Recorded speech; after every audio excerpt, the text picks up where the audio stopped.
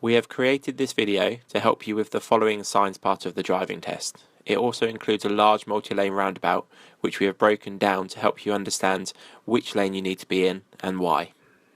To start with, we're going to follow the blue M3 signs. As you can see from this first sign, we're going to be following the road ahead, second exit. So there's a red traffic light, so I'm checking my mirror and starting to progressively brake, remembering my tyres and tarmac gap when I'm stopping behind this car. Now we're following the road ahead, second exit on the roundabout, so we're going to be staying in the left lane the whole time. So we're looking to the right as early as possible to see our gaps, keeping an eye on the car in front because he's braking as well. It's looking clear for us, so checking for Bob and Tom. Onto the roundabout, staying in the left lane. There's exit number 1, so centre mirror, left signal now. Exiting the roundabout, and then new road, new mirrors, checking for Bob and Tom again. Now in the distance we can see some more red traffic lights. We're checking our mirror again, starting to progressively brake nice and early. Hopefully we won't need to stop if we do it early enough, but remembering our tyres and tarmac gap if we do need to stop. Now you can see the lights are going green, so centre, left and right, checking for Bob and Tom, making sure it's safe to get up to speed. Okay, now we're constantly looking out for signs, looking out for the road signs that we're following for the M3, but also any other signs that may affect us. So in the distance we can see a directional sign, so we're going to check our mirror and just start to ease off the gas a little bit, give us more time to read the sign. There's also quite a lot going on ahead of us at the moment.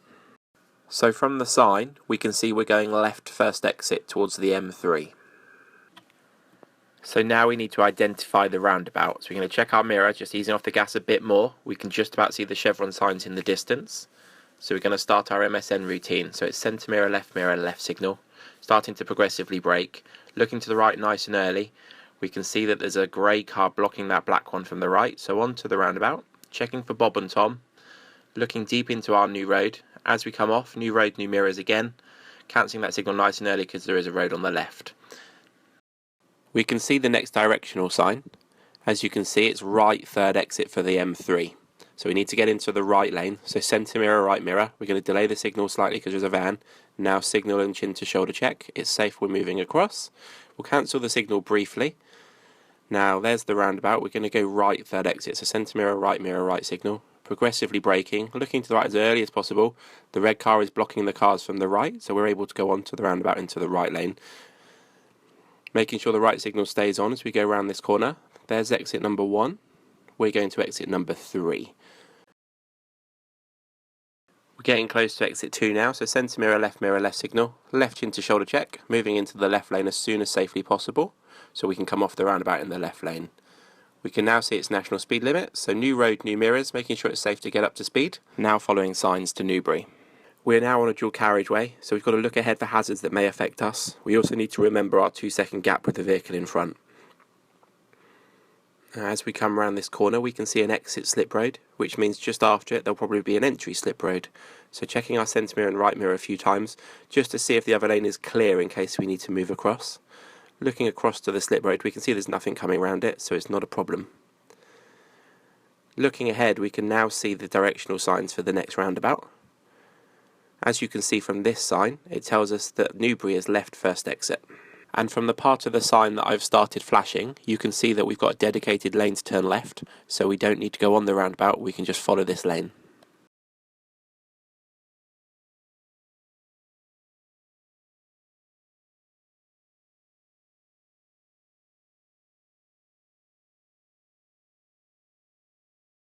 As you can see from this next sign, it tells us that Newbury is in the left of the 2 lanes.